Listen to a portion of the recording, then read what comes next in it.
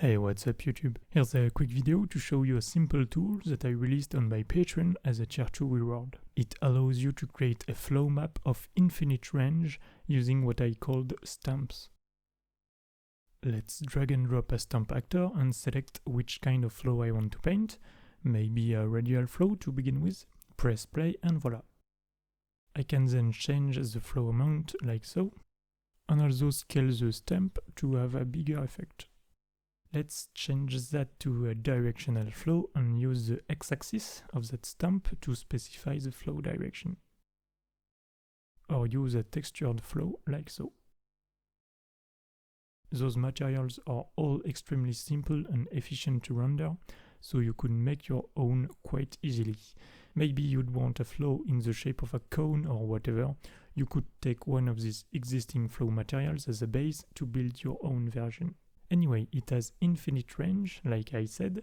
You can go to the edge of the world and you'd still see water flowing around you based on the nearby flow stamps. And that's pretty much it. It's a very simple project, but one that shows you a couple neat tricks involving scene capture components. So, how does it work? Those stamps have a static mesh component that is set to be visible to scene captures only. That box component has no purpose. It is an editor-only component that is here to give you a visual clue about the stamp's location and scale, since this mesh isn't visible. Then I have that flow capture actor in my scene. This actor owns two scene capture components to capture those flow stamps around the player's location.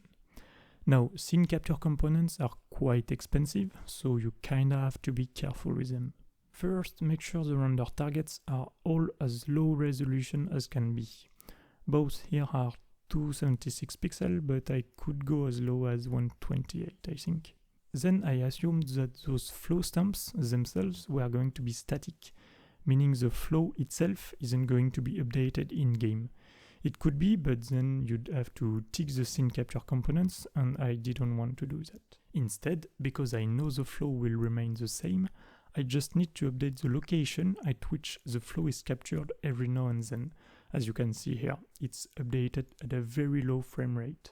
And basically I have these two functions that updates those two scene capture components location, so they both are snapped at your pawn's location, stamps are captured, and the capture location is sent to a material collection, so the render targets can be reprojected at the correct location in world space in any of your water materials.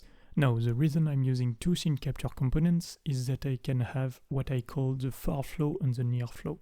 Like I said, both render targets are super low resolution, and yet I capture a huge area around the player's location. In fact, here the far flow captures flow stamps up to 16 kilometers away.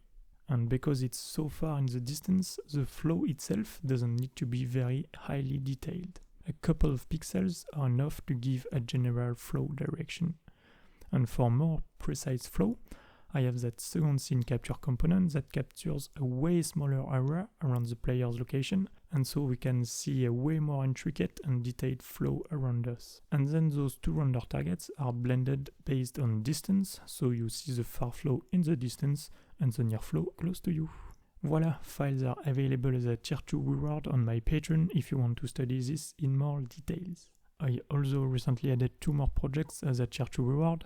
The first one contains some stylized rocks, and the second one contains a bunch of examples to show you the many ways you can build outlines in Unreal Engine.